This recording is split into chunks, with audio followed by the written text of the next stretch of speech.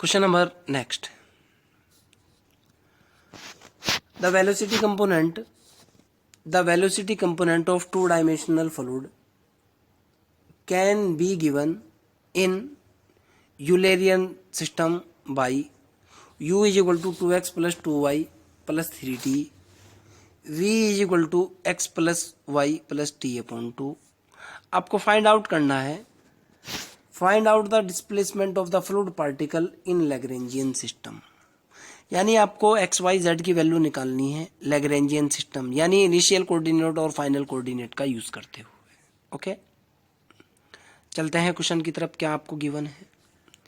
Given that u is equal to 2x plus 2y plus 3t and v is equal to x plus y plus t upon 2. Okay, we know that v is the velocity in fluid dynamics and v is equal to dx over dt. Sorry, u is equal to dx over dt. Similarly, v is equal to dy over dt and w is equal to dz over dt. आप जानते हो, but हमारे पास two dimensional fluid है. हमारा जो fluid है वो two dimensional fluid है. देखो कैसा फ्लूइड है.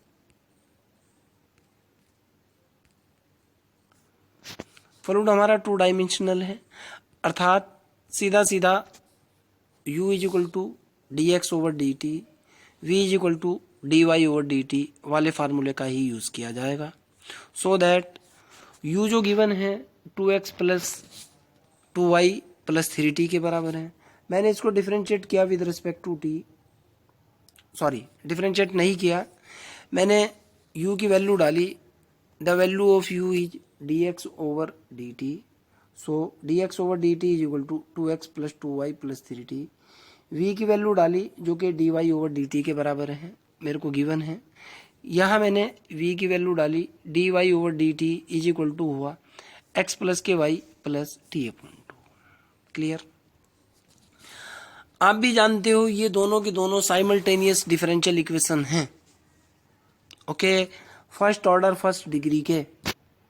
ये डिफरेंशियल इक्वेशन है फर्स्ट ऑर्डर फर्स्ट डिग्री का, ये डिफरेंशियल इक्वेशन है फर्स्ट ऑर्डर फर्स्ट डिग्री का. साइमल्टेनियस डिफरेंशियल इक्वेशन अर्थात युगपत अवकलन समीकरण. मैं उसी मेथड से सॉल्व करूंगा डिफरेंशियल इक्वेशन के. तो मैंने क्या किया, d ओवर डी टी को मैंने d ओवर डी टी को कैपिटल D मान लिया. ओके, ये वाली क्वांटिटी मेरे पास जो बनी, ये वाली क्वांटिटी मेरे पास बनी dx इज इक्वल टू हुआ 2x प्लस के 2y प्लस 3t. ये वाली क्वांटिटी बनी मेरे पास dy is equal to x plus y plus के t अपॉन 2. ओके, ध्यान से देखना, dx ये capital dx is equal to निकला 2x plus 2y plus 3t and dy is equal to हुआ x plus y plus t upon 2. No problem. अब मैंने क्या किया बेटा, इस 2x और dx के अंदर से मैंने x कॉमन ले लिया, इसको इस तरफ लेकर के गया और x कॉमन ले लिया. ओके, और ये y भी उस तरफ पहुंचा दिया. ये मेरे पास बना d minus 2 into x minus के 2y is equal to 3t. Similarly मैंने क्या किया, इस dy और y के अंदर से मैंने y कॉमन ले लिया.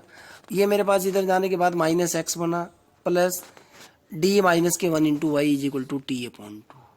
No problem. आगे चलते हैं. पहला इक्वेशन मेरे पास निकल कर क्या है बेटा, d minus 2x minus 2y is equal to 3t. ये हमारी इक्वेशन 1 है, ये मेरा इक्वेशन नंबर 2 है. देखो आप, ये मेरा इक्वेशन नंबर 2. कहाँ है मेरा इक्वेशन नंबर 2? अभी बता रहा हूँ. ये रहा हमारी इक्वेशन नंबर 2, ये वाला. Okay, minus x plus d minus 1 into Y is equal to t upon 2. मैंने क्या किया भाई, जैसे आप x plus y is equal to 2 x minus y is equal to 3 को 9th क्लास में हल करते थे, मैंने उसी कंसेप्ट का यूज किया, d माइनस 2 से इसको गुणा कर दिया. ठीक, ठीक है ना. इक्वेशन नंबर सेकंड को गुणा किया मैंने, इस इक्वेशन को d माइनस 2 से गुणा कर दिया, ऑपरेट किया. देखते हैं क्या निकला. ये मेरे पास हुआ, यहाँ d माइनस 2 आया, d minus 1 d minus 2 t d minus के 2. क्लियर? आगे चलते हैं. ये मेरे पास एज इट इज रहा, मैंने इसका गुणा किया, ये निकला D square minus 3d plus के 2 इंटू वाई। इसका गुणा डायरेक्ट मैंने अंदर किया, ये मेरे पास निकला डी टी, और अंदर गुणा करते ही माइनस 1/2 इंटू 2t। क्लियर? ये लाइन मेरी एज इट इज रही, ये लाइन मेरी एज इट इज रही। डी का मतलब मैंने अभी आपको बताया था डी ओवर डी टी है, मैंने इसकी वैल्यू डाली डी की, D over D T minus के टी। क्लियर? इसको मैंने टी के रिस्पेक्ट में डिफरेंशिएट किया, ये तो निकल गया मेरा 1, यानी यहाँ तो मेरे पास बना 1/2, ये माइनस का टी, और इधर वाली क्वांटिटी सेम। क्लियर? आगे चलते हैं। ये मेरे पास है बेटा माइनस के निशान के साथ d minus 2x d square minus 3d plus 2 into Y is equal to 1/2 minus के टी। ओके, और इसके ऊपर मैंने एक इक्वेशन और भी थी, इक्वेशन 1 उठाई मैंने, ये वाली इक्वेशन d माइनस के 2 into x minus 2t is equal to minus के 2y is equal to 3t। Equation number 1 just इसके नीचे लिखी मैंने, इक्वेशन नंबर 1 d माइनस के 2 इंटू वाई माइनस के 2y is equal to 3t। Okay, दोनों equation को जैसे ही मैं जोड़ूंगा ये तो कैंसिल आउट, क्योंकि यहाँ माइनस का निशान लगा हुआ है, कैंसिल आउट। यहाँ मेरे पास क्या बचा बेटा, इधर ध्यान से देखना है अब आपको, इधर मेरे पास बचा D square minus 3d plus के 2y माइनस के 2y is equal to 1/2 minus के t प्लस के 3t। क्लियर? आगे चलते हैं। इन दोनों में से मैंने y कॉमन ले लिया, D square minus 3d minus के 2 प्लस के 2 into Y is equal to 2t minus, जब दो ये देखो आप ध्यान से देखना है आपको, 3t के अंदर से एक t गया, 2t माइनस के 1/2, इस 2 से 2 कैंसिल। क्लियर? ये मेरे पास बना बेटा d square minus 3d into Y is equal to 2t minus 1/2। अब फिर देखो, this the differential equation of order 1 with degree 2। Okay, ये डिफरेंशियल इक्वेशन निकल करके है, D square minus 3d into Y is equal to 1/2 plus 2t। This the differential equation with first order but not first degree. और इस तरह के differential equation के अंदर आपने BSc second year, BSc third year या बीएससी के अंदर कहीं ना कहीं पढ़ा होगा, कॉम्प्लीमेंट्री फंक्शन बनता है और पर्टिकुलर इंटीग्रल आता है। ओके, एक्सिलरी इक्वेशन बनती है। तो सबसे पहले मैंने इसकी एक्सिलरी इक्वेशन बनाई, D square minus 3d into Y की। ओके, और मैं यहाँ कह भी रहा हूँ now this equation contain the C F and P I complementary function और पर्टिकुलर इंटीग्रल। सबसे पहले मैंने इस इक्वेशन की, जो मेरे पास इक्वेशन है D square minus 3d into Y is equal to 1/2 plus के 2t, इसकी मैंने सहायक समीकरण एक्सिलरी इक्वेशन बनाई। एक्सिलरी इक्वेशन का मतलब है कि इस वाले पार्ट को डी स्क्वायर माइनस 3d को मैंने 0 के बराबर रखा, m की फॉर्म बना करके, m स्क्वायर माइनस 3m से, और मैंने m कॉमन लिया, m की 2 वैल्यू निकल करके आई, और दोनों की दोनों वैल्यू अलग अलग हैं, आपको भी दिख रहा है, m की वैल्यू 0 और 3 निकली। मेरे पास कॉम्प्लीमेंट्री फंक्शन बना c1 e की power 0t plus c2 e की पावर 3t। सवाल पैदा होता है, सर आपने यहाँ t क्यों लिया? क्यों बेटा, ध्यान से सुनो, मेरा जो डिफरेंशियल इक्वेशन है वो t के अंदर है। x के अंदर होता तो मैं x लेकर के चलता, y के अंदर होता y लेकर के चलता, t के अंदर है तो t ले लिया मैंने। ओके, अर्थात मेरे पास जो कॉम्प्लीमेंट्री फंक्शन बना वो c1 प्लस के c2 e की पावर 2t बना। Now I will calculate the value of particular integral. Okay, particular integral अर्थात मैं कैलकुलेट करूंगा दिस डिवाइडेड बाय दिस, और इसके ऊपर डिफरेंशियल इक्वेशन का मेथड लगाऊंगा। क्लियर? पर्टिकुलर इंटीग्रल निकालने के लिए मैंने किया P I is equal to 1/2 plus 2t divided by D square minus के 3t। मैंने यहाँ से 3d कॉमन ले लिया, 3d कॉमन लेने के बाद ऊपर जो मेरे पास बचा 1/2 प्लस के 2t डिवाइडेड बाई 1, ये तो पॉजिटिव 1 हो चुका, minus D square upon 3d। और हाँ बेटा, ये बाइनोमियल वाला केस है। डिफरेंशियल इक्वेशन को अगर आपने पढ़ा हो तो बाइनोमियल वाला, जो कोस एक्स साइन एक्स और उसके बाद e की पावर x के बाद जो द्विपद प्रमेय वाला केस बनता है, जिसमें x स्क्वायर वाले स्टेप्स होते हैं। ओके, ये वो वाला केस है। क्लियर? यहाँ से मेरे पास सीधा सीधा निकल करके आया P I is equal to, जो हुआ बेटा देखो आप, माइनस 1/3d तो बाहर, 2t प्लस के 1/2, 1 माइनस के d/3। देखो कैसे, एक d से d cancel, d/3, 1 minus d/3। Clear?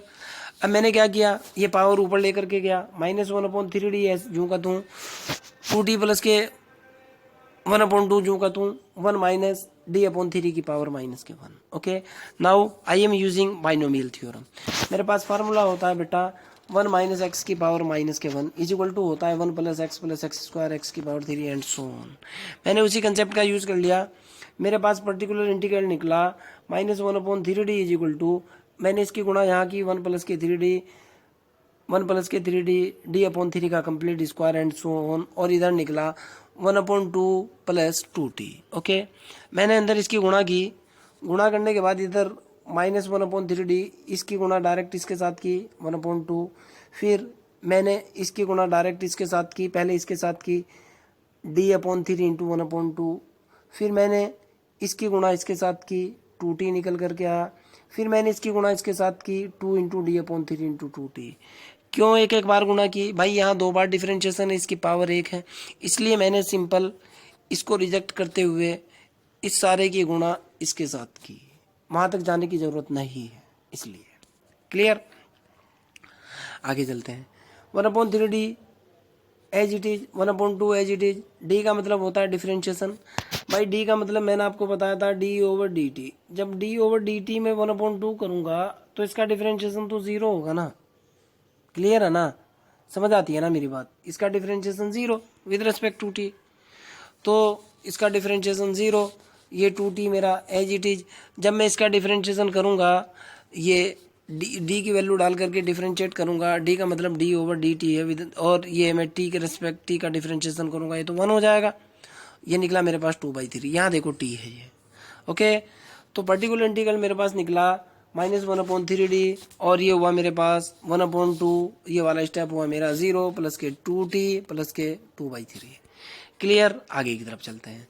यहाँ से -1/3d as it is, 2t मेरा एज इट इज, और जब मैं इसको सॉल्व करूँगा 3 दूनी 6 एलसीएम, इधर से मेरे पास निकला 2 7/6, बिल्कुल सीधा सीधा है। दोनों को जोड़ करके देखो आप, 1/2 प्लस के 2/3 इज इक्वल टू 7/6 ही निकल रहा है। क्लियर, आगे चलते हैं। आप इस चीज़ को बहुत अच्छे से जानते हो बेटा कि इस d का मतलब होता है इंटीग्रेशन। जब मैं इसको इंटीग्रेट करूँगा तो t का इंटीग्रेशन t² डिवाइडेड बाई 2, इसका इंटीग्रेशन करूँगा t आ जाएगा।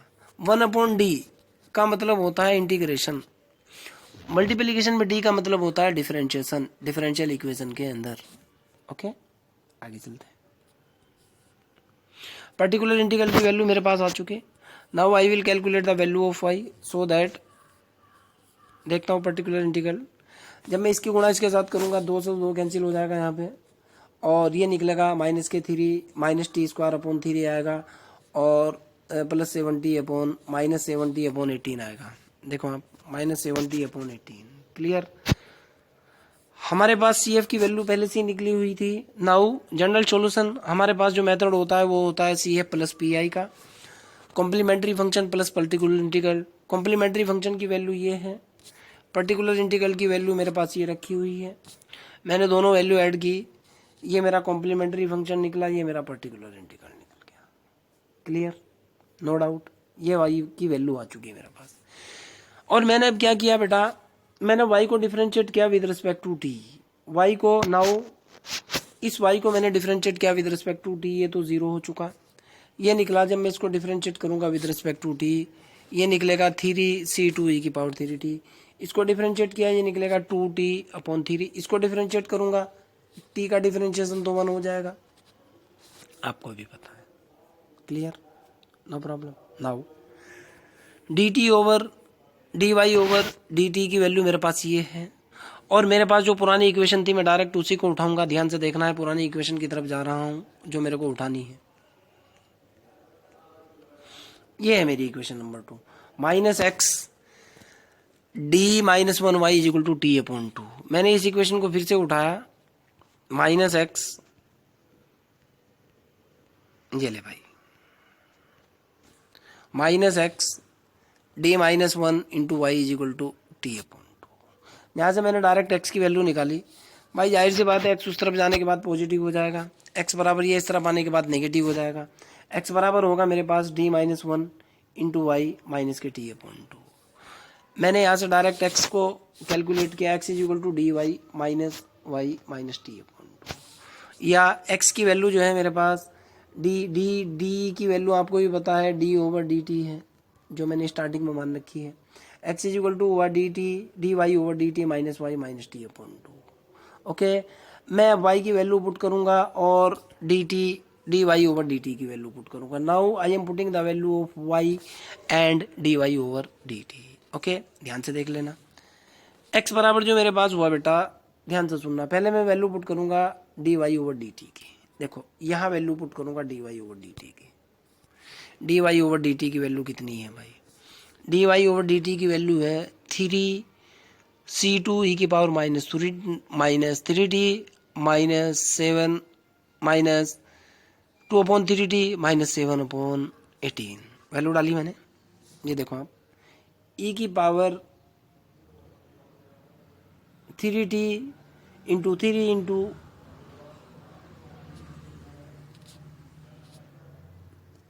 C2। ओके, और ये वैल्यू डाली मैंने किसकी? D Y over D T की, इतनी वैल्यू। वाई की वैल्यू डालता हूँ भाई, माइनस का वाई है।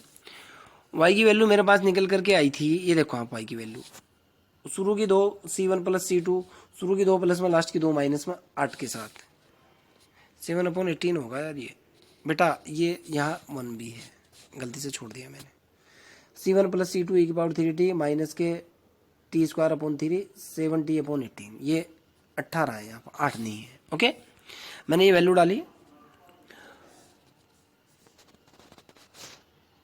ये वैल्यू डालने के बाद जो है, क्लियर, दोनों वैल्यू डाल दी, शुरू की 2 माइनस में, लास्ट की 2 प्लस में, और माइनस के t/2, माइनस के t/2 t/2। क्लियर है ना? आगे देखता हूँ, ध्यान से सुनना बेटा। जब मैं इसको सॉल्व करूँगा, माइनस के C1 तो है जी, 3c2 ई की पावर 3t, C2 ई की पावर 3t, तो जाहिर सी बात है 2 बचेगा, t²/3 t²/3 as it is. अब देखो बेटा, ये 2t/3 है, माइनस के t/2 है, माइनस के 2t/3 और 3/2। जब मैं इसको सॉल्व करूँगा ना, ओके, इन दोनों क्वांटिटी को जब मैं सॉल्व करूँगा, इस वाली क्वांटिटी को, इस वाली क्वांटिटी को, आप सॉल्व करो या ना करो, आपके पास निकल करके आएगा ये, और बची हुई क्वांटिटी आपकी ये है, मैंने एज इट इज रख ली। क्लियर? यानी आपके पास जो एक्स की वैल्यू निकल करके आई, एक्स की जो वैल्यू निकल करके आई आपके पास ये निकली, और वाई की जो वैल्यू निकल करके आई आपके पास, पहले से ही ये वाली वैल्यू आपकी वाई कैलकुलेट होकर के आ चुकी थी। देखो आप कहाँ से थी, वाई बहुत देर पहले निकल करके आ चुका था मेरा, ये वाला यहाँ, ये आ चुका मेरा वाई, जिसमें मैंने प्रिंटिंग मिस्टेक की हुई है, यहाँ 18 है ये। ओके, एक्स भी मैं कैलकुलेट कर चुका हूँ, एक्स की वैल्यू आई है मेरे पास ये, अर्थात मैंने दोनों वैल्यू उठा ली। This is my value of Y and this is my value of X. Clear? अब मैं लैग्रेंजियन कंडीशन का यूज़ करूँगा। Now I am using the initial condition, X is equal to x0, Y is equal to y0, z is equal to z0 and t is equal to 0। Okay, जब fluid particle अपनी initial state में था तो उस वक्त time की value 0 थी। मैंने क्या किया, इस यहाँ और यहाँ वैल्यू डाली और C1 और C2 को कैलकुलेट किया। देखो, सो दैट x की वैल्यू डाली मैंने भाई, ध्यान से देखना है आपको, पहले x के अंदर वैल्यू डाला हूँ। x बराबर मैंने रखा x0, y बराबर रखा y0, z बराबर रखा z0, t बराबर रखा मैंने 0। ये तो C1 है, थोड़ा सा ऊपर को कर दूँ ताकि आपको दोनों चीज़ें नज़र आ जाए। देखो आप, C1 C1, 2C2 2C2, भाई ये e की पावर, जब t की वैल्यू 0 डालूंगा, e की पावर 0 की वैल्यू तो 1 होती है ना, C2, t की वैल्यू 0 डाली, t 0 डालते ये भी 0, ये भी 0, -7/18, -7/18 आपके सामने है। y के अंदर t0 डाल रहा हूँ, y के अंदर मैंने t0 डाला, y के अंदर t0 डालते ही C1 प्लस के C2, ये भी 0, ये भी 0, C1 प्लस के C2। क्लियर? No problem. देखो बेटा, ध्यान से सुनना, अब जब मैं दोनों को जोड़ूंगा, एक इक्वेशन P मान ली, एक इक्वेशन Q मान ली, जब मैंने दोनों को जोड़ा ये तो खत्म, ठीक है ना। इधर 2C2 plus C2, x0 plus y0, और हाँ एक चीज़ और भी है, x की जगह वैल्यू होगी मेरे पास x0 और y की जगह वैल्यू होगी मेरे पास y0, ये बताना भूल गया था मैं। जब इन दोनों इक्वेशन को सॉल्व करूंगा ये तो ख़त्म, यहाँ से मेरे पास निकला 3c2 माइनस 7/18, क्लियर। और यहाँ से मैंने वैल्यू निकाली 3c2 की वैल्यू निकाली, ये इस तरफ पहुँच गया, और यहाँ से मैंने c2 की वैल्यू निकाल ली जाएगी, आपके सामने है, बच्चों वाली बात है यार।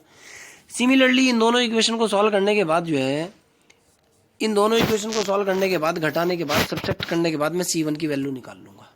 आज हम रिपीटिंग इक्वेशन p और q से 9th क्लास के मेथड से आप c1 की वैल्यू निकाल लोगे घटाने के बाद, सब्ट्रैक्शन के बाद। मैंने c1 की वैल्यू निकाल ली और c1 की वैल्यू मेरे पास ये आई, क्लियर। अब c1 और c2 की वैल्यू मैं x और y के अंदर डाल दूंगा, ये मेरे पास लैग्रेंज कंडीशन आ जाएगी। Now putting the value of c1 and c2, पहले देख लो आप, x आपके पास क्या था, y आपके पास क्या था। x था आपके पास, ध्यान से देखना है आपको, ये लिखा हुआ है x था आपके पास c1 प्लस के 2c2 e की power 3t t² and so on 7/18। यह है भाई आपकी x की लिखी हुई वैल्यू। देखो आप, c1 प्लस के 2c2 t की पावर 3 7/18, y की वैल्यू आपके पास ये लिखी हुई है, ये आपका cf था, ये आपका pi था, और c1 और c2 आपके पास ये और ये निकला हुआ है। आपको करना क्या है यार, एक काम करो, c2 की वैल्यू डालो यहाँ, c1 की वैल्यू डालो यहाँ, फिर c2 की वैल्यू डालो यहाँ, c1 की वैल्यू डालो यहाँ, आपके पास लैग्रेंज कंडीशन आ जाएगी। मैंने वही किया, c2 की वैल्यू डाली, c1 की वैल्यू डाली, फिर इसको मैंने सॉल्व किया। डायरेक्ट लिख रहा हूँ मैं यहाँ पे बेटा, आप खुद सॉल्व करोगे, सॉल्व करने के बाद आपका रिजल्ट आएगा ये, क्लियर, डाउट तो नहीं है। फिर दोबारा y के अंदर आपने c1 c2 की वैल्यू डाली और आपने इसको सॉल्व किया, सिंपल सी कैलकुलेशन है, सॉल्व करने के बाद आपका रिजल्ट आएगा ये, ओके, ये आपका रिजल्ट आ जाएगा, ये आपका लैग्रेंजियन कंडीशन में y आ जाएगा, ये आपका लैग्रेंजियन कंडीशन में x आ जाएगा। लैग्रेंजियन मेथड बोलता है, क्या बोलता है भाई लैग्रेंजियन मेथड, अभी बता रहा हूँ आपको। लैग्रेंजियन मेथड के अंदर मैंने आपको बताया था कि जो फाइनल कोऑर्डिनेट होते हैं ना, वो इनिशियल कोऑर्डिनेट और टाइम का फंक्शन होते हैं। देखो आप, क्या इसके अंदर फाइनल कोऑर्डिनेट, इनिशियल कोऑर्डिनेट और टाइम का फंक्शन बने कि नहीं। देखो आप, final coordinate y, initial coordinate y0 और ये टाइम t बने ना। ठीक इसी तरीके से इससे पहले वाले के अंदर देखो आप x में, लैग्रेंजियन मेथड बोलता है कि भाई जो मेरे पास होता है फाइनल कोऑर्डिनेट जो है वो इनिशियल कोऑर्डिनेट और टाइम का फंक्शन होते हैं कि नहीं होते हैं, आपके सामने है, ओके। बस इस लेक्चर के अंदर इतना है।